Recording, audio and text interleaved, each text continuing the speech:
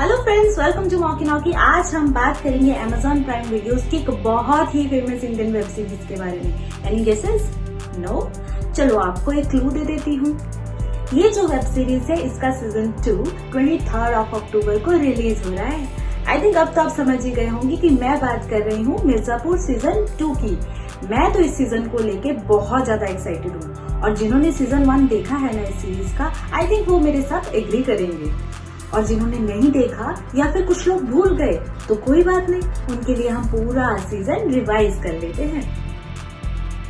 तो इस सीजन की शुरुआत होती है जब मिर्जापुर के बाहुबली अखंडानंद त्रिपाठी उर्फ कालीन त्रिपाठी के बेटे फूलचंद त्रिपाठी यानी कि मुन्ना भैया एक बारात में डांस करते करते हवाई फायर कर देते हैं, जिससे कि गोली जाकर लग जाती है दूल्हे को और उसकी वहीं पर ऑन द स्पॉट डेथ हो जाती है। अब दूल्हे के घर वाले मुन्ना भैया के अगेंस्ट FIR कर देते हैं, लेकिन उस टाइम पर उनका केस लेने को वहां पर कोई भी रेडी नहीं था।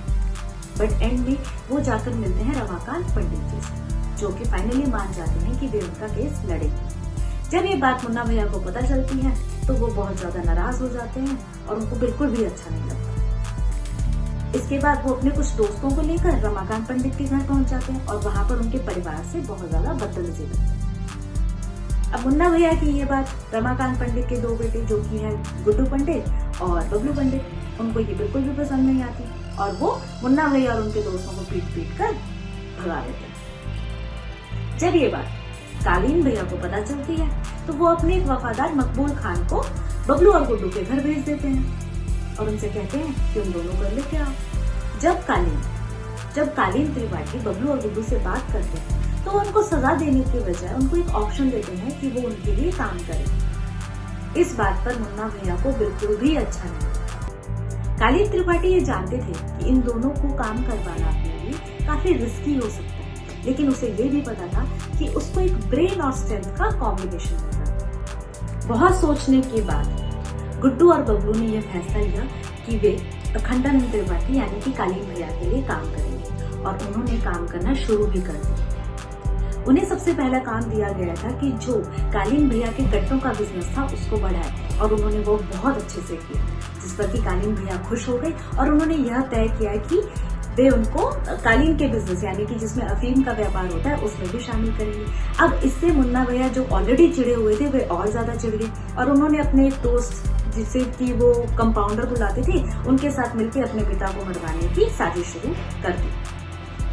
इसी बीच मिर्जापुर में एंट्री हो जाती है एक होनहार एंड ईमानदार IAS ऑफिसर रामशरण मौर्य, जो कि गुड्डू और बबलू पर अटैक करवाते थे। जिस दिन गुड्डू और बबलू पर अटैक हुआ उसी दिन कंपाउंडर भी त्रिपाठी को मारने की कोशिश करता है, जिसमें कि वो नाकाम हो जाता है। अब यहाँ से शुरू होती है कंफ्यूजन्स एंड मिसअंडरस्टैंडिंग्स। गुड्डू और बबलू कंफ्यूज हैं कि उन पर अटैक किसने करवाया और त्रिपाठी कंफ्यूज हैं कि उनके बेटे का दोस्त उनके घर पर उन्हें मारने क्यों आया था। गुड्डू और बबलू कालीन भैया को बताते हैं कि उन पर ये अटैक हुआ है, तो कालीन भैया उन्हें अंडरग्राउंड रहने को कहते थे और साथ ही साथ मुन्ना भैया को कन्फ्रंट करना पड़ रहा था कंपाउंडर को कि वो उन्हीं का दोस्त था और फिर ना चाहते हुए भी उन्हें अपने दोस्त की जान लेनी पड़ी। अब इतना कुछ ऑलरेडी हो रहा था बट गुड्डू इसमें एक और हरकत कर देते। वे अखंडानंद त्रिपाठी के बहुत पुराने दुश्मन रतिशंकर शुक्ला को मार देते। ये बात कालीन भैया को बिल्कुल भी अच्छी नहीं लगती और वो गुड्डू से गुस्सा हो जाते हैं क्योंकि उसने ये फैसला उनसे बिना पूछे लिया था। इस सिचुएशन का फायदा उठा के मुन्ना त्रिपाठी अपने पिता को यह विश्वास दिला देते हैं कि उनको मारने के पीछे भी गुड्डू का ही हाथ है, यानी कि गुड्डू और कंपाउंडर ने मिलकर उनको मारने की कोशिश की। अभी आपको ये सिचुएशन समझ नहीं है, चलो इस सीन को थोड़ा रिवाइंड करते हैं। जिस दिन बबलू और गुड्डू पर हमला हुआ था उस दिन गुड्डू कंपाउंडर को कॉल्स पे कॉल्स किए जा रहा था क्योंकि उसको वो मेडिसिन चाहिए थी जो कि कंपाउंडर ने उससे पहले दी थी, जिसमें उसने कहा था कि इससे तुम्हारी मसल बनेगी। अब वो उस टैबलेट को उससे लेना चाहता था और उससे बार बार कॉल्स कर रहा था, लेकिन फोन तो उसका घर पर था तो उस पर मिस कॉल्स बहुत ज्यादा हो गई। तो जब मकबूल सर्च करने के लिए गए कंपाउंडर के घर पर तो उसको वो फोन मिला और उसमें गुड्डू की कॉल्स थी। अब इसी बिहाफ पे मुन्ना भैया ने त्रिपाठी जी को भड़का दिया और कलील त्रिपाठी ने मुन्ना भैया को यह आदेश दे दिया कि जाओ और गुड्डू और बबलू को मार कर। तो अब मुन्ना भैया निकल पड़ते हैं गुड्डू और बबलू को मारने के लिए, यानी कि वो उससे अपना बदला ले रहे थे, जिसका इंतजार वो बहुत पहले से कर रहे थे। उस टाइम पर गुड्डू और बबलू अपनी बहन की फ्रेंड की शादी में थे अपनी फैमिली के साथ, जिसमें उनकी वाइफ, जिससे मुन्ना भैया प्यार करते थे, स्वीटी जी, और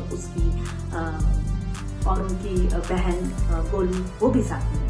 अब जब मुन्ना वहां पहुंचते हैं तो वो बबलू को मार देते और स्वीटी को भी मार देते। गुड्डू को भी वो इतनी गोलियां मार देते हैं कि वो चलने लायक नहीं रहते।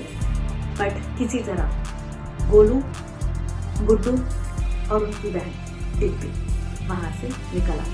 तो ये सब था सीजन 1 के बारे में। अब जो सीजन 2 आ रहा है उसमें बहुत सारी चीजें हैं, जैसे कि आपने सभी ने देखा कि गुड्डू वहां से बचकर निकल जाता है।